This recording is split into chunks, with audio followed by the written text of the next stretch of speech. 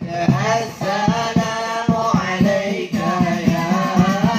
يا رسول الله السلام عليك يا حبيبي يا نبي الله السلام عليك يا رسول الله السلام عليك يا حبيبي يا نبي الله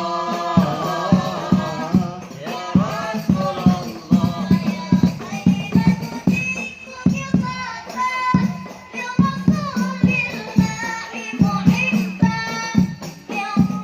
محبا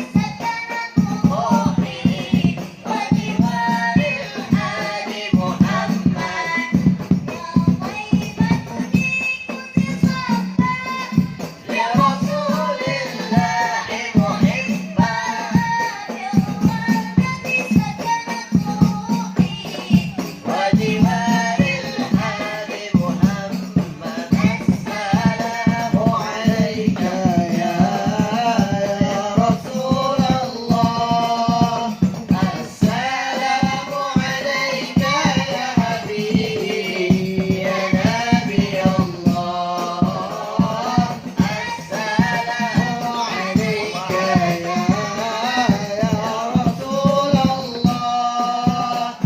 السلام عليك يا حبيبي يا نبي الله يا رسول الله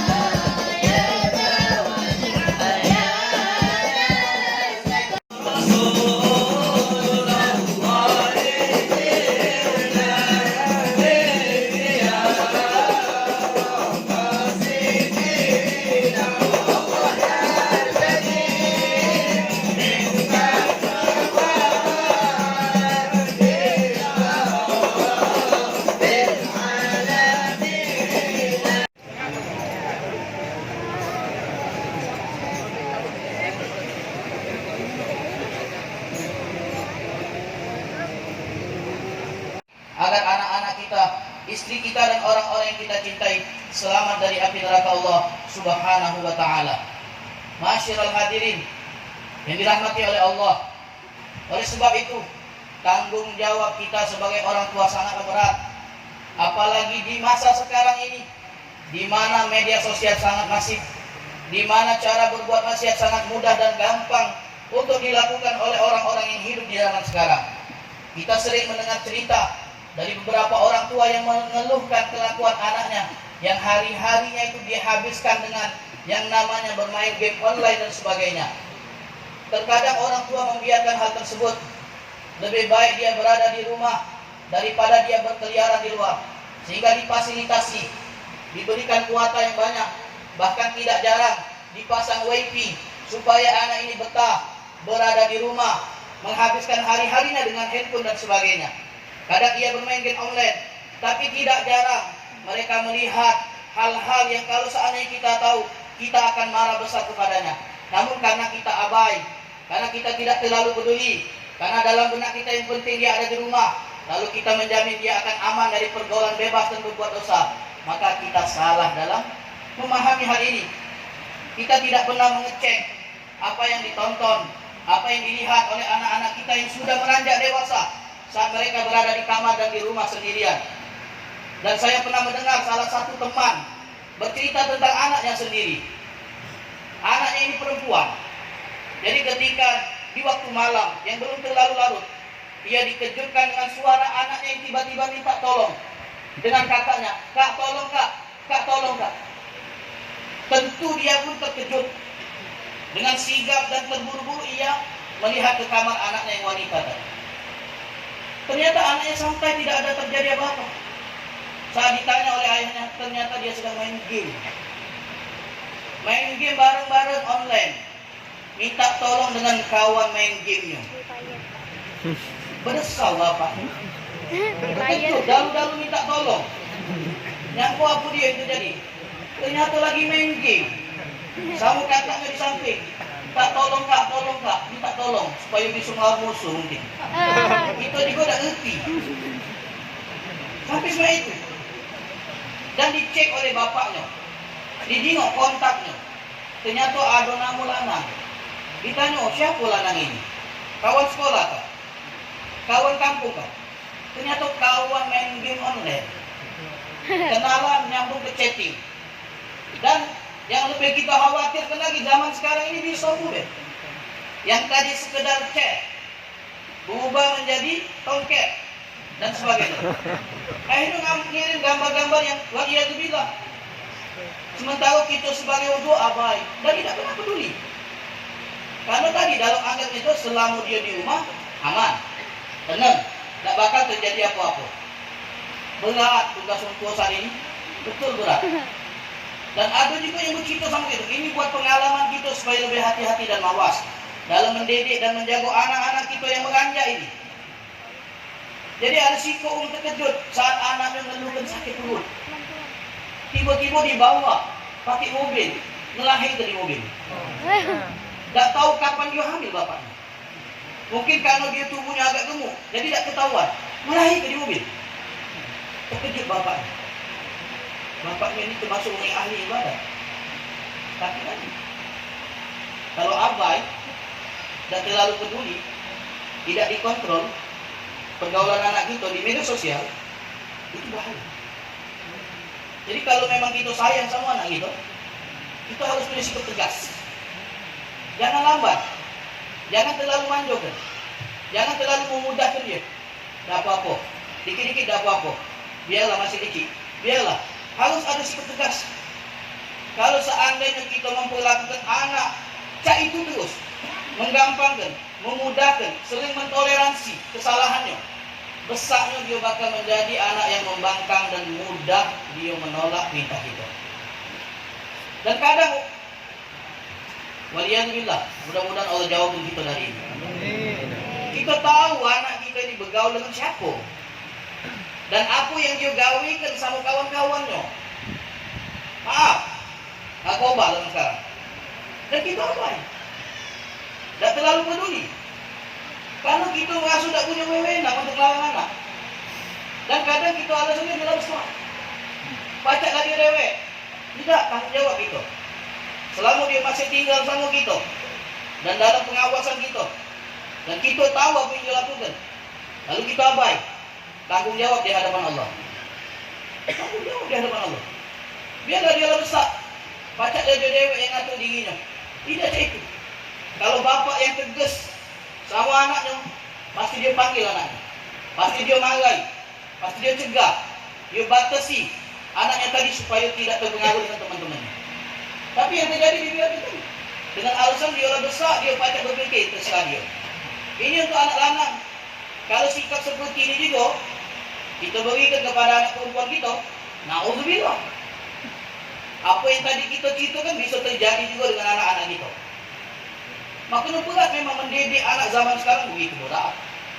Tantangannya sangat kuat luar biasa. Makanya banyak-banyak berdoa. Di samping terus berusaha berikhtiar untuk selalu mengawasi mereka dan perkembangannya. Banyak-banyak berdoa. Solehkan diri kita. Baikkan diri kita. Dengan harapan mudah-mudahan anak kita ikut ketularan baiknya. Dulu Abdullah bin Mas'ud. Atau dalam riwayat disebutkan Sa'id bin Musayyib. Atau Muhammad ibn Sirin. Diriwayatkan saat anaknya sedang tidur lelap. Yang masih kecil di malam hari. Dia berkata dalam dirinya. Sa'azidu sholati. Aku akan tambah jumlah rakaat sholat malam ini. Demi kalian semua. Lalu beliau membaca firman Allah. Wa kana abuhuma sholehah. Dan adalah orang tua dari kedua anak ini. Yang Allah kisahkan dalam surah Kahfi. Adalah orang soleh. Berkat orang tuanya yang soleh, harta anak-anaknya dijaga oleh Allah. Kalau sekedar harta yang jaga, maka yang kita lebih inginkan dari Allah agar Allah menjaga kehormatan dan harga diri anak-anak kita nanti. Solehkan diri kita, selalu berdoa kepada Allah, memohon agar anak-anak kita dilindungi, dipelihara dari fitnah akhir zaman yang sangat luar biasa. Fudail bin Iyad sebagaimana pernah sering kita sampaikan, beliau punya anak yang sangat nakal yang bernama Ali. Kemudian saking beliau sudah lelah dalam mendidik anaknya, beliau menyerahkan pendidikan anaknya kepada Allah. Ya Allah, sesungguhnya aku sudah bersusah payah mendidik anakku yang bernama Ali, maka aku serahkan pendidikannya kepada Engkau ya Allah, maka didiklah dia. Maka Ali bin Fudail bin Iyad pun menjadi sosok yang sangat luar biasa, yang sampai-sampai matinya itu karena mendengar firman Allah Subhanahu wa taala. Beliau makanya syuhun di sini diberi Nabi SAW catatan al-muta, yang ditaati. Karena kadang kalau sudah sifatnya berbagi, hati ini berkata, nafsu berkata, jangan, sayang, dan sebagainya. Kalau kita taati, berarti kita termasuk orang yang disabdakan Nabi dalam hadis ini. Tapi kalau kita lawan, kita tidak taati, maka kita termasuk golongan yang selamat. Syuhun muta, sifat kikir yang ditaati. Yang kedua, wa hawa muttaba, hawa nafsu yang diikuti. Hawa nafsu yang diikuti. Apalagi kalau hawa nafsu yang mendorong kita untuk melakukan maksiat. Dan itu umumnya dorongan hawa nafsu, mengajak kita kepada hal-hal yang bersifat maksiat. Jangankan yang sifatnya maksiat, bahkan orang-orang sebelum kita menganggap setiap kali kita memenuhi apa yang diinginkan oleh nafsu kita, maka kita termasuk orang-orang yang dikendalikan oleh nafsu.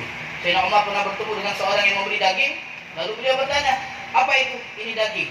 Aku menginginkannya, kemudian aku ke pasar dan membelinya. Apa kata Sayyidina Umar? Awakullama ishtahaita ishtaraita. Apakah setiap kali kau menginginkan sesuatu kau beli? Pengen handphone baru beli, pengen mobil baru beli, pengen rumah baru beli. Setiap ingin sesuatu kita penuhi. Awama kullama ishtahaita ishtaraita. Aku khawatir kau termasuk orang yang Allah firmankan dalam Al-Quran, yaitu orang-orang yang Allah segerakan kenikmatannya di dunia dan tidak mendapat bagian di akhirat. Itu teguran Sayyidina Umar kepada laki-laki tersebut. Kemudian yang ketiga, ini yang juga berbahaya, wa ijabul mar'i bi nafsi.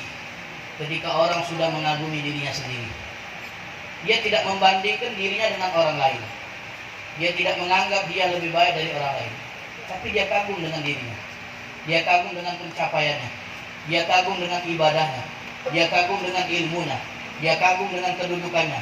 Itu bisa membinasakan. Kenapa? Karena sombong itu dibuka oleh pintu yang bernama ujub, bangga diri. Seorang tidak akan pernah sombong kalau dia tidak pernah menganggap dirinya itu punya kelebihan. Manakala dia sudah menganggap dirinya punya kelebihan, maka pintu untuk sombong, merendahkan orang lain, menganggap remeh orang lain akan terbuka lebar karena sifat ujub tadi. Tiga hal ini bisa membinasakan masyarakat hadirin. Dan satu hal lagi tambahan, hal-hal yang bisa membuat kita jatuh ke neraka, meskipun kita beribadah dengan ibadah yang cukup banyak, tidak cukup untuk menjadi modal kita selamat di akhirat. La yadkhulul jannah qati'un. Tidak masuk surga orang yang mutus silaturahim. Tidak masuk surga orang yang mutus silaturahim. Kalau bermusuhan dengan orang yang kita kenal, sahabat, teman, rekan bisnis, bermusuhan, tidak bertegur sapa, 3 hari saja, itu juga akibatnya bisa membuat orang yang masuk neraka. La yahilu li muslim, tidak halal seorang muslim memusuhi saudaranya sesama muslim lebih dari 3 hari. Barang siapa yang memusuhi saudaranya lebih dari 3 hari, kemudian dia mati, masuk neraka, kata Rasulullah Sallallahu Alaihi Wasallam. Bentuk sayang Nabi mengingatkan supaya kita tidak jatuh di dalamnya. Ini kalau bermusuhan, apa yang dimaksud dengan bermusuhan? Saling bertemu, kemudian masing-masing melengoskan muka dari temannya. Ada yang mengucap salam, tapi tidak dijawab salamnya. Itu bentuk musuhan yang dilarang oleh Nabi Muhammad SAW. Karena marah, karena tersinggung, kemudian musuhan, ditoleransi 3 hari. Kalau seandainya berlanjut sampai lebih 3 hari, mati masuk neraka. Ada orang yang bermusuhan 5 tahun, ada yang 10 tahun, ada bahkan yang mewariskan musuhan ini kepada anaknya. Jangan kau bertegur sapa dengan keluarga si fulan. Alhamdulillah, diwariskan. Ini kalau dengan teman, kalau dengan kerabat, toleransinya walaupun sehari, tidak ada toleransi. Tak teguran dengan keluarga, musuhan dengan kerabat, mama, pisan, bibi, dan sebagainya. La yadkhulul jannah qati'un. Kalau seandainya kita harapkan dalam perayaan Maulid syafaat Nabi, tapi ingat Nabi pernah ingat, la yadkhulul jannah qati'un.